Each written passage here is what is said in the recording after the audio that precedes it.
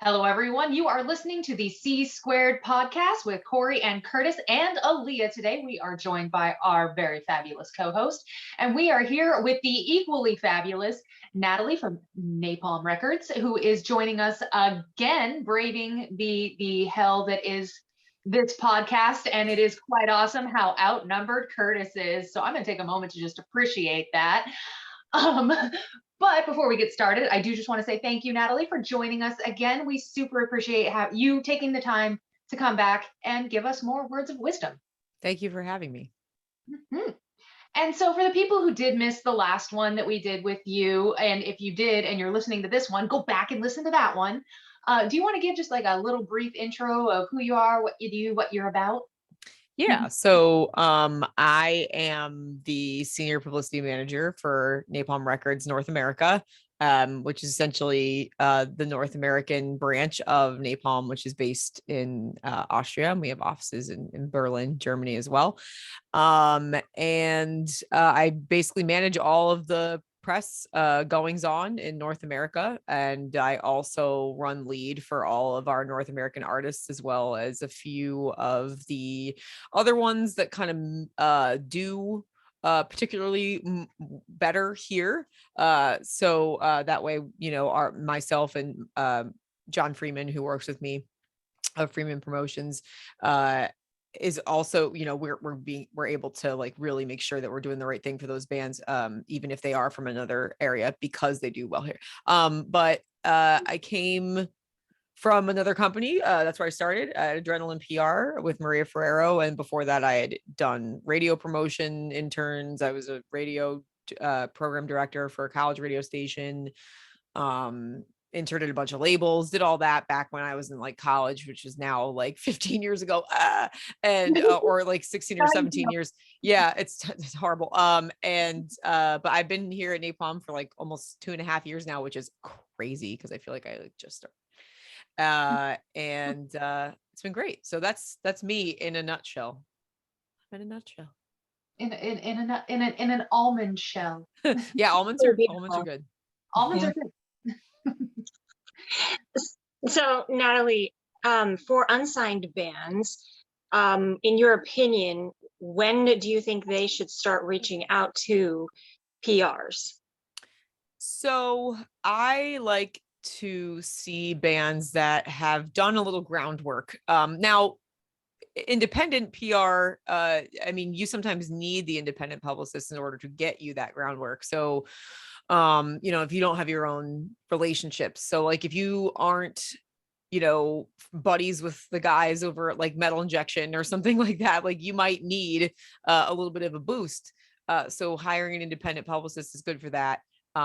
Because when you come, so I'll answer it like this, like when we have bands that come to us, I like to see that there's already been some groundwork done, that their socials are looking good, that they have a little bit of press, and that they've done that groundwork already by reaching out to a few people. And if they don't, and the music is great anyway, like we'll still consider it. But I think that when you have all your ducks in a row, you have a good sound, you've got some shows under your belt, and there's something to promote, that's good. I think we talked about this on the last episode that I was on a little bit, where like you should have something to promote.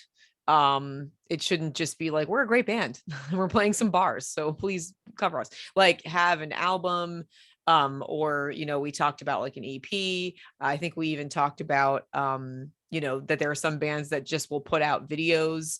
I think we mentioned that Spirit Box was a band that was doing that this year, but they're obviously massive. So if you're on like a local scale, it's not going to be the same. But if your videos are that impressive and you have a lot of marketing power behind it, you could, but just have something to promote that's worthwhile. And I wouldn't start with a tour. Like, I wouldn't hit up a publicist and be like, can you promote my tour, when you have like nothing else that you've done and you have no footprint at all otherwise. That was a very long way of answering that question. Great. No, and I have a follow-up to that one. So say somebody does have those ducks in a row. They did one previous album, now they're on their second album, or even if they don't, they're on their first album. and they're ready to either reach out to publications on their own or hire a PR, how far in advance should they plan to start sending their album to publications? Because unfortunately, we get a lot of people who are like, it's the day before my release, I'm ready to start promoting. No, please no. So this is a hot topic. This is a hot topic for me because I recently was aware of a publicist sending stuff out like way early, and like and this is the twofold answer actually, because the timing that you send it out, and also the way that your publicist handles making sure that those reviews don't run too early is really important, or like too late, or like, so that's why I'm going to answer it twofold. So I would firstly say we typically, and prior to me working here, for A-list people, if I'm not already pitching you, or you're not like super long lead print or something, the list goes at 2 months. And then the second round typically for smaller digital outlets would be within the month, the month leading up, because usually a month I think is enough time for these writers to, you know, get their shit together and write a review. If they need it longer, and they can email me and say, hey, I need more time like on these, and if I trust them, I will give it to them early. But if I were just like a band sending out music, for really long lead print, you're going to need longer probably than 2 months. But for everybody else that's important, like the larger websites and things, 2 months is my standard, and the standard that I've heard from other labels, and what I did before. But like, I'll say this, like, for instance, like a magazine like Revolver or like the new Outburn or things like they're running like quarterlies or like 5 per year or something like that. Like their next issue is happening in like April and so it's December. So like, so if you want to be even considered for the following issue, which will come out in like July or something, you would need to get that to them pretty early. But that's like a handful of people. So, I mean, it's staggered. It's very staggered. You're not just sending it all out 2 months in advance. So what I was saying previously is I was just catching wind recently of a publicist sending stuff out, like full albums to small blogs, like the day the album was announced. And then the reviews were like going up immediately. And I was like, like this band's not even putting out an album for 3 months. Like, and I mean, these are going to be buried by the time their record comes out, and they're great reviews. So that kind of sucks. So, I like to tell people, and I believe the understanding with most people that have been doing this for a while is like, don't run the review the day you get it, like hold it until maybe 2 weeks to a week prior to the album release. That way, if it's not a super chill release, a super chill review, that you're not like burning this album campaign for this band completely, like before it's even out the door. So again, I'm answering your question like twofold. It's a matter of getting it like a little bit early, and all like, and staggering it depending on who you're sending it to. And your publicist or you telling those writers like, hey, I'm going to send it to you now so you can assess it, but like, please don't put your review up yet. So that fans can make their own assessment of the music early. I feel like I'm not really answering your questions. I'm adding like 1,000 things to them, but I feel like it's all really important information that people can learn from. So I'm just going, and I hope that's okay. Yeah, it's totally fine. It's all super important. And one other outlet that's kind of interesting, since you brought up Revolver, is Decibel. Even for their digital coverage, you need to get them like your premiere for your video or something like a month in advance, because a lot of their writers will book up. Yeah, there will be some last minute ones that people can do, but yeah, that's if you're a smaller band and you want to be on Decibel and you don't have like the force of a label behind you or anything like that, Decibel, get it to them early. Yeah, if you're an independent band and like you're not already, like for us, I find it's not as difficult, probably because like we're a label that works with them, and there's a relationship there. But you know, like we do try to give them at least a few weeks notice on a stream, and you should do that for like any major site, like give them a heads up, because they're planning out their coverage weeks in advance. And now with like, you know, it becoming podcasts and reaction video channels, and like it's not just about blogs anymore, like these guys are planning stuff out like weeks, months in advance. So like I'm starting to pitch some of these guys really early for this kind of stuff. I usually pitch people by quarter. And then I follow up on the quarterly, so that they've already known about it for a while, and they can assess that. But yeah, Decibel, like you said, like digital, most websites like that, they giving them a heads up is good. You know, like you said, their writers are filling up. It's also sometimes, and I'm not saying this is about Decibel, but other websites, for sure, they could not have a lot of writers available at the time. And so if you want to make sure that you're getting coverage, like you got to pitch them early, because they might have like 2 guys that are like doing reviews right now. It looks like a big reputable site, but there's like a few guys like running it on the back end. And a year like this, where like 7 million albums came out all on top of each other, like they don't have, like the earlier you get in, like the more likely you are to get somewhere. So yeah, I agree with that. A lot of you'd be surprised how small, and I don't mean you, but like listeners out there would be surprised how small some of the teams that these big websites can get. Yeah. I mean, even some of the magazines, like it's like 2 guys like running the mag, and then, or like 1 or like maybe under 5 people pretty much doing the editorial side of it. And then there's like all these writers, but it hits the editors first usually, and then they got to trickle down. Now, sometimes I'll go to writers if I know there's a writer that like is constantly writing for that magazine, and like then I'll make sure to include them, because it just saves a step. And a lot of times some editors don't like that. Other ones are like, thank you for saving me time. So it just, you have to know who you're doing it with first. But yeah, for sure. Am I screaming? I'm sorry. I feel like I'm shouting. Okay, cool. I have a microphone this time. I don't sound like I'm in a tube. It's exciting. Anyway. And I think Curtis has the next question, or I lost. So, yeah. I got lost too. I think we were on 3 though, if I'm not mistaken, Corey. Are we not? They're like, we don't even know where we are anymore, because Natalie's answering 12 questions that we didn't ask. That question, but I don't know if it was perhaps answered in your previous answers. But Corey, go ahead and ask that if you want. It was we're on a promotion adventure right now, an odyssey, if you will. Yes, it is an adventure. An odyssey with Natalie. Yeah, that's pretty much it. Anyone that knows me, like if they ask me a question, they know they're going to be like paying attention for like a minute, because it's always going to be like extra, the information about the information that was requested. So sorry. Cool.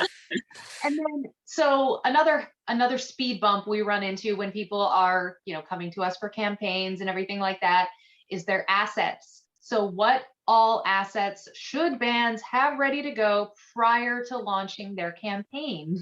Oh my God, this is my favorite question. Pictures, professional pictures. If you don't have more than like 3, more than 2, more than 1 in a lot of cases, and that one picture is like bad, like, so like, please, for the love of God, take pictures before you try to do a press campaign with anybody. And a bunch of pictures that are like 5 years old with like your bassist that's no longer in the band, and the dude's hair has grown like 12 inches. That's also not great. Like you can, surprisingly, I would suggest hiring a professional, even if it's a professional locally that doesn't charge a lot. But you could probably, like my fiance's band, I took their last pictures because I've seen a million press photos and I know what they look like. And they came out great. Like, and I'm not saying that because it was me. I'm saying that because like they were used like everywhere. So it's like you can get people that don't really have that skill to take good photos of you. Especially, and I don't know, Curtis, or if you guys handle any European press, but it seems like most of the European outlets, especially because there's a million more of them, they require a lot more photos than a lot of the outlets here. So if you're doing European press, then you need even more, I think. So like for instance, we'll have bands that come in with like 2, and then which is like unacceptable. And then we'll, and they know it because I tell them. And then we'll have bands that come in with like 50, and then we're like looking through all of them. And I would rather get a million pictures and painstakingly pick through them than not. So pictures is the number one thing that bands usually forget to do somehow. That's really important. Make sure that you're coming in with like some background information about yourselves. Like it really helps to have pre-written material that we can work with just so we can learn about you. Any facts that are important for us to know about you, any awards that you've won, any like big festivals that you've played, like coming in with information is really important. I'm thinking having a logo is pretty good. You should have a logo. You don't have, I'm going to say this, as long as you come in with a bunch of information that I can put together in a nice press release, I don't need a bio. There are a lot of writers that like need a bio still. And they'll ask, and I'll send them a press release and it works just fine. So I'm not one of those people that's like hanging on bios in 2022. Like bios are great. And certain artists need them. But other artists, especially smaller bands, I don't think you really need a bio when you're like first starting out. I think you just need to have like a one sheet would be nice, with some facts and some things like that. I feel like, am I not fully answering the question? I'm trying to think of anything else. I'm kind of blanking because usually our bands come in with a lot of this stuff already. And I'm trying to remember when I was independent, like all the things that we had a problem with. The cover art. Oh, yes. Do they not have a cover? Well, God. Yeah. we've had to come late and yeah.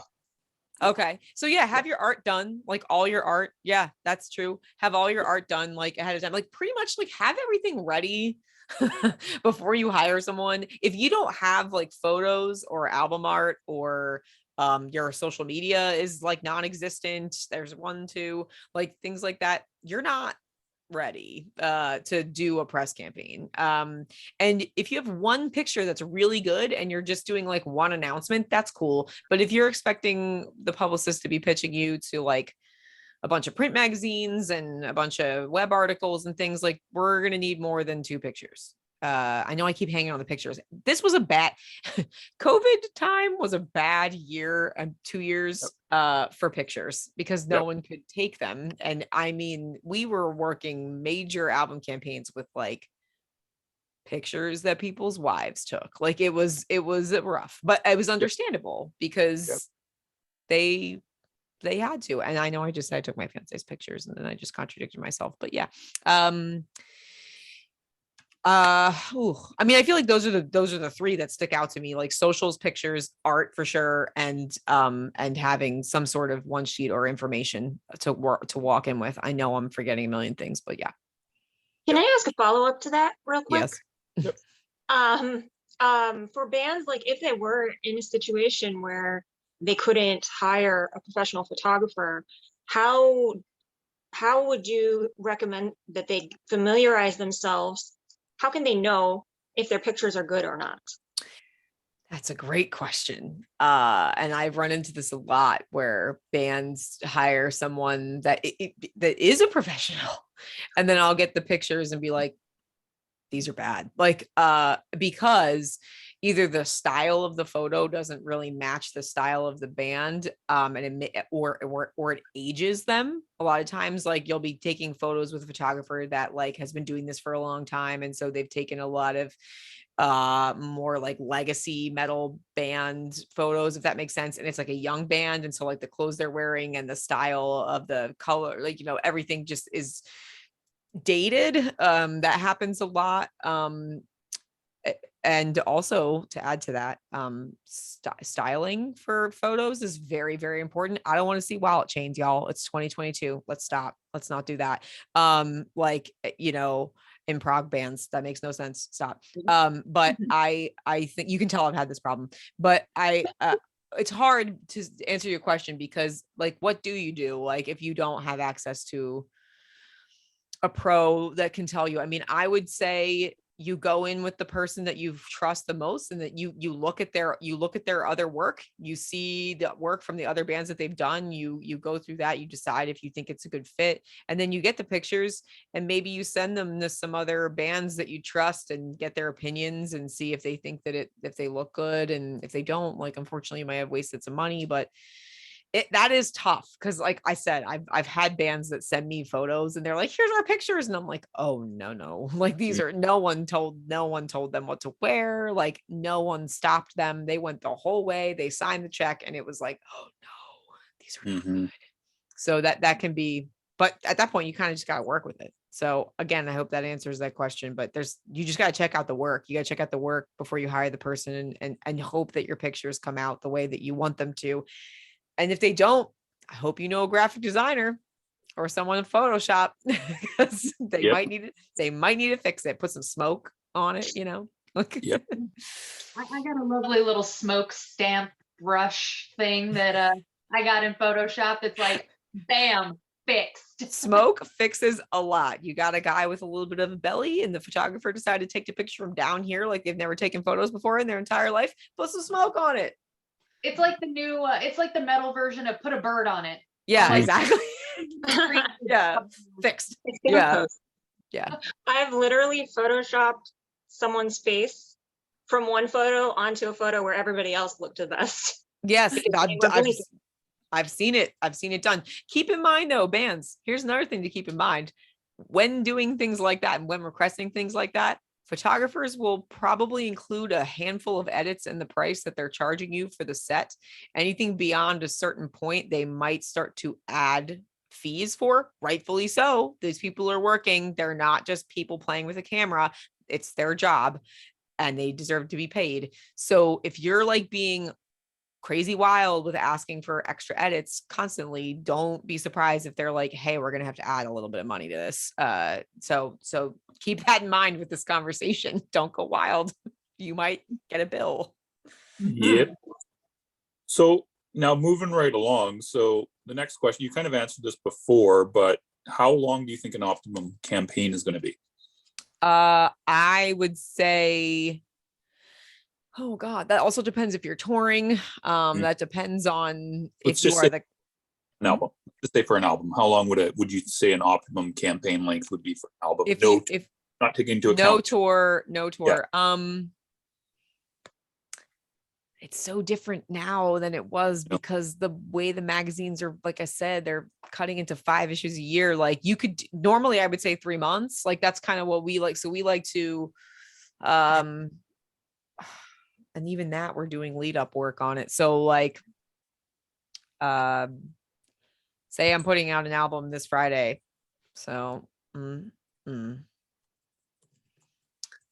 we would probably announce it in late September, early October, but we'd already be pitching print like well before that. So yeah, 3 to 4 months, I think, for a standard is okay. But again, it kind of depends on the band that you are, how many singles you're willing to release, how many video assets you have. So if you've got like an album and 2 songs, like you might not, and you're not going to get in print, like you might not need to pay for 5 months and I'm talking not about you, but there's other indies that do this where they'll like pad on like months of like time for a band that's like this big, and it's like you're not going to do much with in 5 months. You're going to do a month's work in 5 months. So you probably don't need all that time. But for a larger band, and I think for a band that has a lot of assets and a lot of activity and a lot of stuff to do, like that's going to push it out. So 3 to 4 months standard. 4 or 5 months mark is when we're starting to pitch people in long lead. And then the 3 to 2 months is when we're like really gunning for all like the digital stuff. So just to follow that up, would you say that would be the same for like the big rush of October, November, September? 'Cause I always find the earlier the better on that. So again, yeah, it kind of depends. I mean, this is where I'm at with this. Like, I wish that I could, like when I'm hiring independents, I wish I could be like, all right, I'm going to hire you for a month in like July, or like, no, it's like, so say it's coming out in September. I'm going to hire you for a month in like April, or like even earlier or something, to do all of the long lead stuff. And then I'm going to hire you for 3 months before that, because it's like, there's a month period or 2-month period in there where like there's going to be a dip, and you're only kind of pitching that band. And like, in the midst of all the other clients that you have. So, I mean, bands are paying for a large chunk of time, but the amount of work that's getting done in that time, if they're a small band, it's like, it's kind of hard. It's kind of hard to quantify that. But that doesn't make sense at the same time, because like, you guys can come up with ideas during that time. You can be doing a lot of stuff. So again, it's hard now that I'm on the other side of it. It's hard to like justify the spend sometimes, because I'm just like, I know they're not going to really be working hard on this band in that 2-month period there in between long lead and everything else. If I'm hiring them for 6 months, like I know there's going to be a dip, but I'm paying the same amount for it. So it's, but like, that's it. It would be unfair for me to nickel and dime at like that too. Cause again, being a prior indie, it's like seeing people try to be like, well, we're going to pay you 2,000 for this month, and then we're going to dip down to 1,000, and then we're going to come back up. It's like, but what if I get you a sick feature in those 2 months that I'm not going to get after that? So how do you quantify that? It's weird. Again, answering long version question. I know it's a tough question to answer, but just before we go to the next one, just talking about the big rush period, just can you kind of go over with people like kind of like what they can expect, like if they release in November and October? Because nobody ever listens to us. They always say we want to release October, November, and they do it anyways. So this is a tough question, because if you have a tour, obviously, and that's touring season, obviously you want to put out your album around your tour. To deter you from doing that might not really make sense. So you could do well selling your album on the road, although if vinyl's not available, that's going to be hard. But you know, promotionally, I'm like, y'all are on top of each other, and it's everything's cannibalizing everything else. It's hard, because when there's bands like Mastodon and Whitechapel and Cradle of Filth and all these people putting out records within like a week of each other for like 3 months, it's all of the smaller bands. It's harder to get them coverage. It was very difficult to get coverage for smaller bands in comparison to how it usually is this fall, especially for print. I mean, print was full. Like I had to deal with this this year. I did a cover for an artist, and I ended up I knew how big the fall was going to be and how packed they were going to be. And I was able, because our announcement date based on our launch date, I was able to move it to the issue prior and actually add a cover. So, cause that artist was pretty in demand. So it was so that we weren't buried by all these other bands, and it worked out. But that's not always that easy. And with these small bands, it's like you got to find the people that like them, or you're out. So, or you have to get in really early, like you said. And if you don't know that album's coming super early, you can't do that. So you saying getting in early at that time of year, that's not a bad idea. But I would, like, again, if you're not touring, I don't see any reason, unless, I mean, currently promotionally, because I can't speak for all the other reasons that bands want to put out records. But promotionally, if you're not touring, I don't know why you would put out an album in the fall, or like in a hot release period. You're probably going to have better charting results if you're not releasing on top of other artists. You're going to have better visibility with press. You're going to have more attention from your team, because they're not going to be spread thin. Like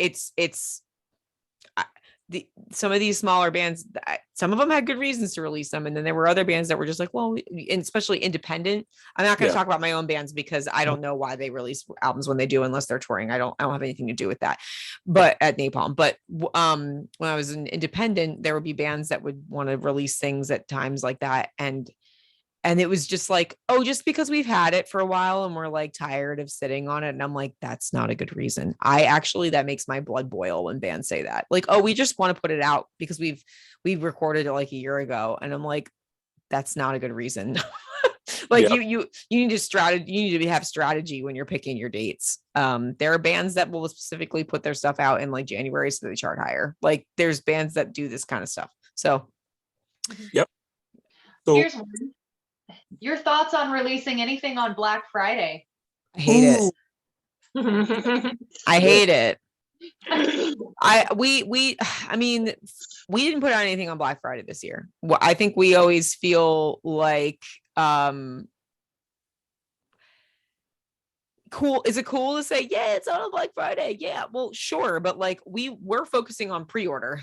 So like, I mean, mostly. So like to me, if I can just put it out the week beforehand, like cool. What that week of Thanksgiving to me is like a dead week. And if you're looking at like a promotional cycle for an artist, the week of the release is when, you know, there's supposed to be a lot of activity. There's supposed to be a lot of attention on them. There should be a lot of focus from the media on what they're doing that week. There's going to be a music video. There's going to be a bunch of press dropping. Like there's reviews, like all kinds of shit. If you're doing that on Thanksgiving week, like what are you doing? Like, I mean, and then your whole team is working on Thanksgiving. Like, it's like I'm way not into that. But that's just my personal opinion. I don't know how that does for other artists. I will say that I've done launches on Black Friday week and pre-orders that week. And it's been a cluster F because of all the people that aren't available because they're taking off. Like, and not, I don't mean like our team. I mean like, just there's so many people involved in an album launch and so many people involved in something. Why would you want to put something out on a day when a ton of people are just like MIA, like it, or on a week? I wouldn't put things out like Christmas week, like even Memorial Day weekend and stuff. I just like, if media is not there because they're out on the beach somewhere and they're not posting about your album, it's like, you could have put this out the week before and probably got the exact same results. So I don't know. What do you see any benefits to putting things on Black? I'm curious because that's my opinion. No, not at all. Not even a little. Because like, not even a little. I have the benefit of working in like both arenas because I work for a couple of publications and I work in PR. So it's like usually because I have no life, I am the only one at the publication. So if there is anyone really doing any, like a whole lot at all. So it's like, you're going to get ignored if you start. Yeah. It's just not going to happen. It's because there's nobody there. There's nobody, like a lot of the press people aren't present. People that are like fans, like, so there are some people that argue that on weeks like that, fans are paying more attention because they're not working. You know, you've heard that. I'm sure you have, like, they're not working, but you've had 2 months to order the record. So, I mean, again, it's like you're announcing it a week beforehand. I just don't see how it's going to make a difference. The only reason to put it out on Black Friday is for like the kitsch factor, I guess, unless you're doing like some sort of sale. Maybe, and that sale is going to discount that artist, right? Like, so say like, I think we do Black Friday stuff. Maybe I can't recall, but I don't do web store, so I'm not quite sure. But unless there's some sort of like cool incentive, or like you're going to be headlining at Macy's in New York on Black Friday, like, you know, like unless there's something, I just don't know why you would allow yourself to be buried by like a holiday. Like it just, that's just my opinion. And yeah, we actively here promotionally, our PMs, our management level, like we when we plan things here, we actively try to avoid major holidays for anything because there's plenty of time for them to order that record in advance, and we want people to be present. We on the band side and on the fan, like on the media side, we want them to be present, like, and paying attention. Well, I was going to just actually quickly ask you about that, just as a follow-up. If you've ever had a problem with release dates being set for holidays in the US, because it's primarily a European label, because like for us, we had 4 releases come out on the 26th, but they were all Europeans. There were no North American, but we do both. So it wasn't as big of a problem, but I'm wondering if that is a problem with you guys at all. Yeah, so it's not. I don't know if it was prior to me working here, but it's not, because Sure. honestly, we all communicate. Like we all, Sure. and that's something that's great about. I don't know how other bands do it, but we are across the pond communication constantly. So like when we plan things out, people, the PMs are sending us timelines, and we can see like anybody can chime in. So we'll like anyone involved in that record is on a big email, and like somebody from Team America, whether it's me, our label manager, Sean, like Bram, like somebody will chime into the email and be like, oh, that's Black Friday, move it. And they'll be like, oh, okay, what do you suggest? But because we need to put it out that week, I'll be like, okay, well, if you're putting it out that week, we might want to put it out on like the Tuesday, and that's the latest I would put it out, like something like this. So we'll have a whole conversation about it. Sure. So they're very open to our what we believe is not good promotionally, and vice versa. Like, so there's a big holiday in GSA the first week of January, and we typically, like, we would start being like, okay, we're back, boom, but like we actually pay attention to that holiday because a lot of our artists are European, and a lot of them really appeal more to a European territory, like, or demographic. So like, that's not the right word, but you know what I mean? So or they just do better there than they do here. So it behooves us to also pay attention to their holidays here. So I might be like, we're putting out a Devil Driver record in 2019, which I think, or no, 2020. And if the European team was like, we want to put this, or if we were like, we want to put this out the first week of January, they'd be like, no, because we have a holiday, and we would listen. Yeah. Fair. Okay. And the other thing is, just because those bands are European doesn't change the fact that the North Americans are gone that week. Yes. Still, And even if they're a European band, they'll still want North American coverage. Well, that's the thing we have to explain to them is, and I think what this comes down to typically, and again, I haven't worked another label. I don't know what's happening, but based on when I've heard other people and other publicists complain about this, it's usually because somebody's not communicating with their team, and they're just like scheduling stuff, or the artist was like demanding it, and they're like a flagship artist or like a priority artist, and like they want that artist to be happy, and it was probably like a tug of war, and it ended up being that way. But by doing that artist is actively choosing to ignore the advice of the staff that works for them. Like, so basically, if we're like, hey, you don't want to do this, and they're like, yeah, we do, it's like, okay. So if it ends up not working out in your favor, like we warned you, and that's And that's something we always do. People, if you want to release on Black Friday, we're telling you it's a bad idea, but if you won't listen, you don't listen. But I've told you that's and again, I'm only speaking promotionally. Like, there's, for the web store, like if I had our web store manager here, he might be like, yeah, I love putting stuff out on Black Friday. Like, it's like, I'm just speaking promotionally, but I mean, I've flat out said to artists, like, you will be buried by this thing, and I feel like this is not a good idea. And the manager will come back and be like, they really want this. And I'm like, okay, that's fine. As long as they know, as long as they heard what I said and they understand it. Godspeed. Godspeed. I'm the same way with that. What about things like just to wrap up on this, and I know we're running long, and I know we got more questions to go, but of course we are, because it's me. But just to wrap up on this, like weeks like Christmas and New Year's Eve and stuff like that, you're also saying no as well, right? So this is tough. So Halloween I'm okay with, because I think Halloween is like, because it's metal, like we can do a lot of kitschy stuff, but now everyone's trying to put out their spooky album on Halloween, and it's like, all right, like there's too much. Like they're gonna, and the horror sites aren't as like gunning for metal as they used to be, because people, awesome flag wavers for metal, like Jonathan Barkin and people like that, no longer work at these places. Although there are people like Brad who work at Bloody Disgusting, and John and Josh, who just left Dread Central. He was awesome. Like they champion metal, so that's awesome. But it was a little bit more in the past, I think. But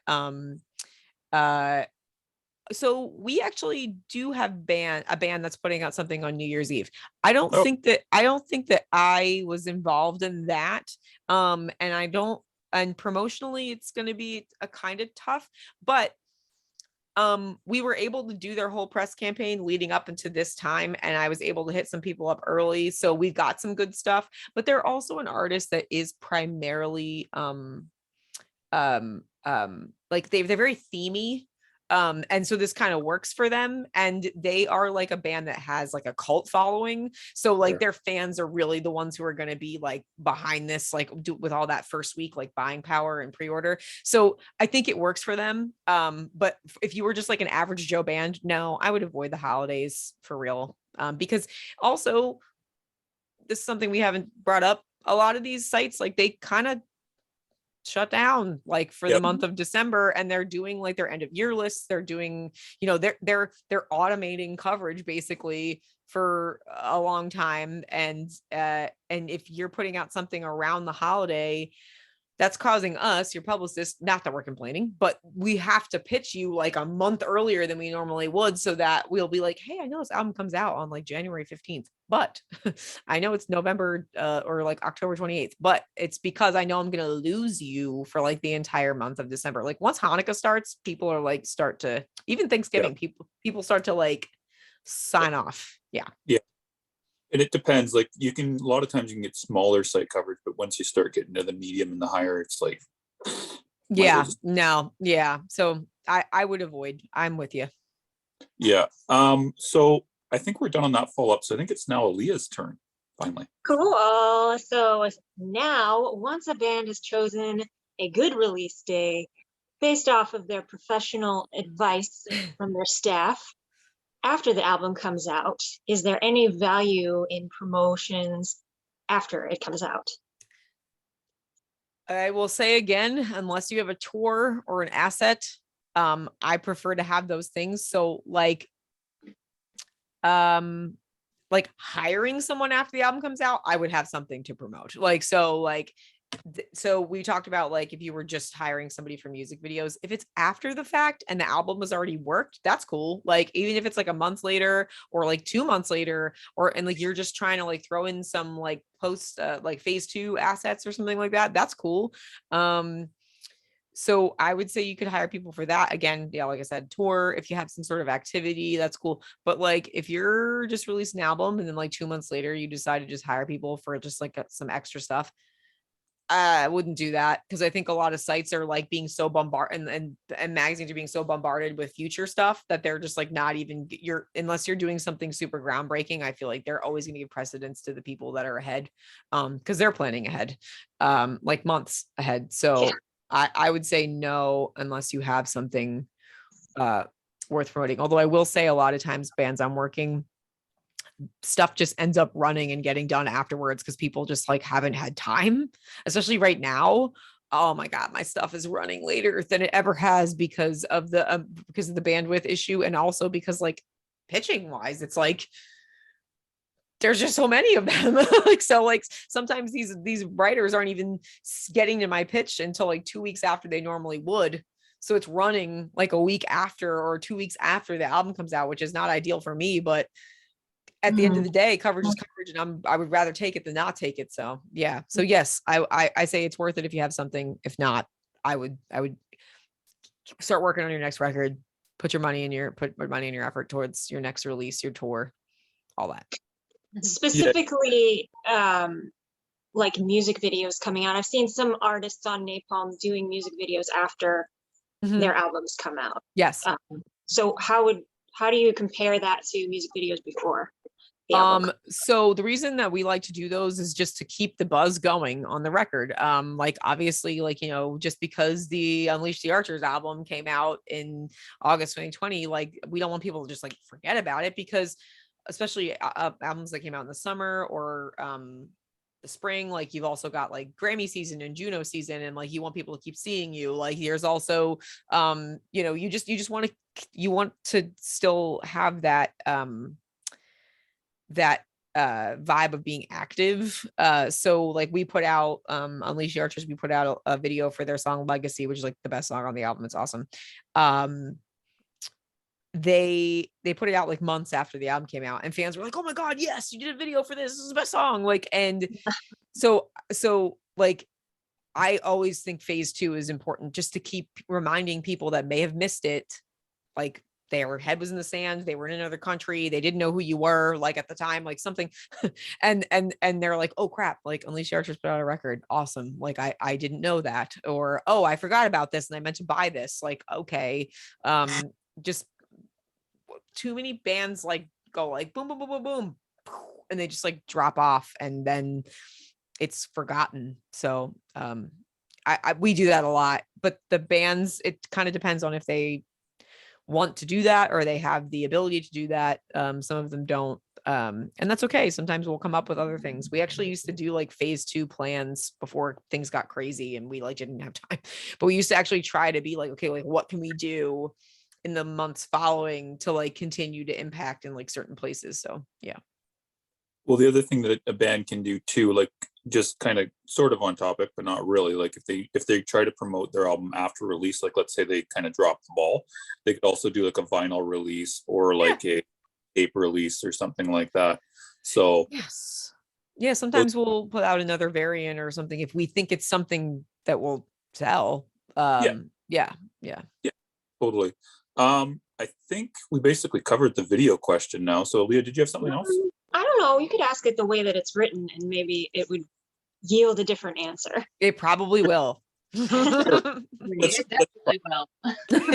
Right. So how can you best utilize a music video? Oh boy, no, take it back. I don't know how to answer this question. Like promotion, like promotionally, I feel like I need more definition on that question. How can I utilize it? Like, yeah, like best utilize it to get sales, get more promotion, that type of thing.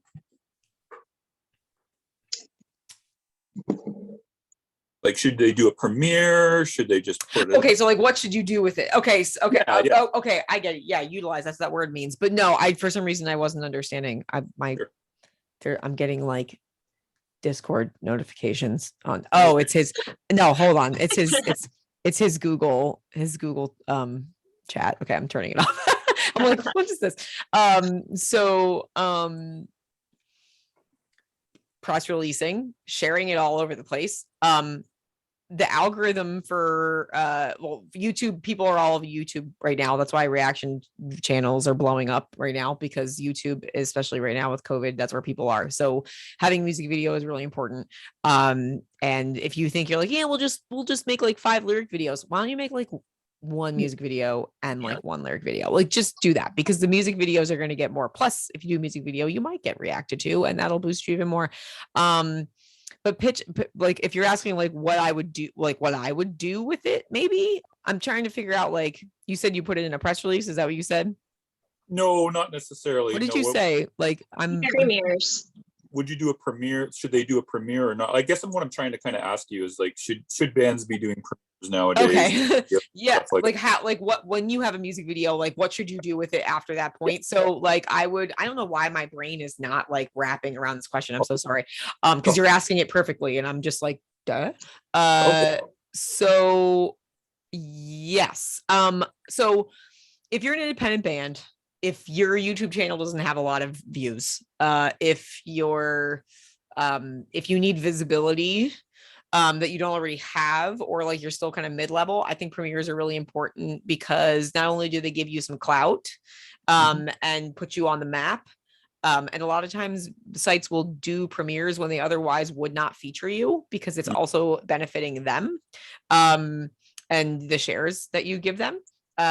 So yes, so for those reasons, I would definitely say for an independent artist or for an artist that's growing, a premiere is good. I'll say it for us, like at Napalm, we don't do a lot of them, only because we have 2 million subscribers on YouTube. So our algorithm is going to like completely eclipse anything that any website can do. I'm talking about like, I'm not going to name those sites because I want them to work with me, but like the biggest music sites that there are, like, don't get us the views that we get in that initial 2 hour, like big algorithm push that we get on our YouTube. So it really depends on where your video is living. If your algorithm is going to be better, not with, without like, so with, let me go back with premieres, they usually embed like an unlisted video. So when the video is unlisted and it's only available through a website, the only way people are going to see that is through that website or through the shares that are that come from sharing that article. And people can go into the embed and they can share the YouTube channel, but like Facebook, they're like completely just muting like YouTube shares. Unless a video is embedded natively to Facebook, it basically doesn't go anywhere. Like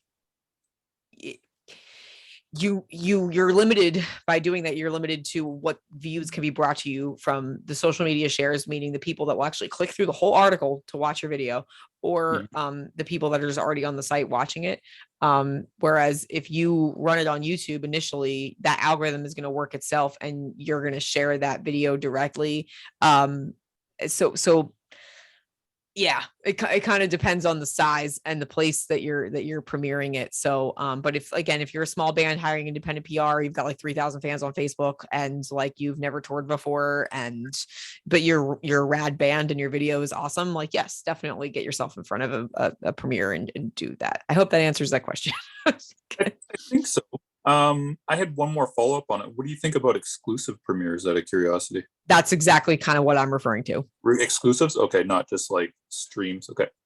Yeah, like I'm referring to exclusive video premieres that cause the YouTube video to be unlisted for like a 24-hour period or however long they want it. Like, good for exposure for a smaller band, maybe not so great for a band that the algorithm on the place that they're hosting the video, like a really high subscriber count YouTube channel, it's actually probably doing you a disservice. Cool. I would partner it another way.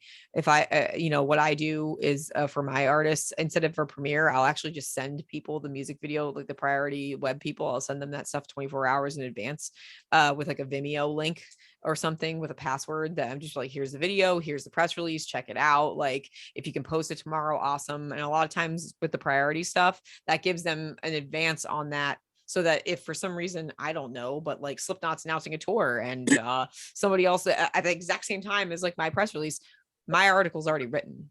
So I'll do that instead of doing a premiere because that'll guarantee that I'm getting that video coverage on the same site that would do the same premiere. The only thing is I'm not giving them that thing that's special, but I'll try to come up with something else to give them. So I'll be like, maybe I can give you a playthrough, or maybe I can give you something that doesn't have that like algorithmic power that a music video or track premiere would have on YouTube. Yeah. Fair. But that's for Napalm. When I was independent, I did premieres all the time and it made total sense for a lot of the bands that I worked. So it's kind of different. Yeah, no, totally. Do either of you two have anything else you guys want to ask Natalie before we wrap up? I'm sure Aaliyah though does. Oh, I was just going to say, kind of on that same topic, is there like a way that a band can know what sites will benefit them based off of like their follows versus the site's follows, or like how do you know when a site is going to be a good site for you? So there's a few things in my mind. One is, think about the sites that you actually read and that you think your friends actually read. Don't just go by like, so it's like and think about what kind of band you are. So like your band might not make sense for Loudwire. Your band might make more sense for an outlet like Decibel. And while an outlet like Decibel online might not have nearly the amount of clicks that a site like Loudwire has, their social media is in pretty good shape and they're going to share it on social media. So like you have to look at the social numbers as well as, the clout of that outlet. There's a handy dandy little site that all of us know about called Moostat that actually has ratings that you can see the probably not super accurate, but you can see but it's close, and you can see the click rates, the visitors and the views on sites. You can even see where the server, the IP is hosted. Like you can see everything. So that's how we're able to see how the traffic on different sites are, as well as a bunch of other tools. A lot of people pad the views that they get on their sites. And I'm not saying these sites like Moostat and, whatever the other one is, I can't think of it. They're Similar Web, like they're not super accurate. I'm not saying we rely on them solely, but yeah. So I would look at those things. Again, social media, so for instance, I did have a band that was doing a premiere at one point, and they were like between like 3 sites. And I was like, well, this site has the biggest name and is probably the most aligned with the type of bands that you guys are aligned with, which is really important, because then the fans of those bands are going to see your stuff.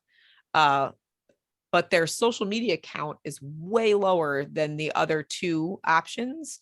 And that might be how your article gets shared, is because otherwise, if it's just going online, you don't actually know how many people are going to see it. Because think about it, we're publicists, so like we don't count, but we're on websites all the time. But as a fan, like, are you sitting on like music websites all day long, like all of them, like up in your browser? Like, no, like you're on Facebook, you're on Twitter, you're on this, and you're waiting for that shit to like hit you. So if no one's sharing it and the counts are really low, that website could be great for you, but no one's going to see it. So yeah. I would keep in mind, I would pay attention to those two to 3 factors when you're picking. Sweet. Cool. So I think we need to wrap up because we've been an hour now. So block out an hour to an hour and a half anytime you have me on the show. I'm so sorry that I'm so chatty. It's been a lifelong problem for me. No need to apologize. We love it. It's good. Love you exactly how you are. Nice. So Natalie, do you have any final words that you want to say before we wrap up? Just kind of what I said before, everything, it's more of a disclaimer because this is where my anxiety kicks in. Everything I'm saying is based on promotional stuff. I have nothing to do with the web store. I have nothing to do with sales. I have nothing to do with product management. I have nothing to do. So all of these are my opinions, also based on me being a former independent. A lot of this has nothing to do with what I've done at Napalm too. So if there's anything in here that another industry person hears and they're like, I don't really agree with that. Well, I'm a publicist. So that's my opinion as a publicist. I've never done any other job. So we can fight it out on the street. But sometimes I hear other people on podcasts and I'll be like, that's not accurate at all. But it's like, you know what, that's their life though. That's what they've experienced. And just because I haven't experienced doesn't mean it's not true. So I just wanted to say that. Also, we have a lot of great albums that are coming out next year that we've kind of already announced. We've got Hammerfall and Persephone and Dagobah, and I've got Infected Rain. We've got a lot of really good records that are coming out. So please keep an eye out for those. And then we've got a metric booty ton of stuff coming out in the late spring into summer and fall, which is normal, but some really cool stuff. We had some big signings this year that you should keep an eye out for, records like Wednesday 13 and Nile and lots of like big cool stuff, and we're gonna keep going, so it's gonna be awesome. Thank you for having me. That I would like to say as well. Thank you for having me twice and putting up with the machinations of have you the third time, dude. It's gonna happen. Hey, yep. I mean, as long as no one stops me, you never know. Someone might be like, hey, we don't want you doing that. But no, that's not gonna happen. Again, fight me on the street. It's fine. My little fists with Christmas nails on them. Fight me. Okay. Cool. So thank you, Nat, for coming on. With that, party on, Corey. Party on, everybody.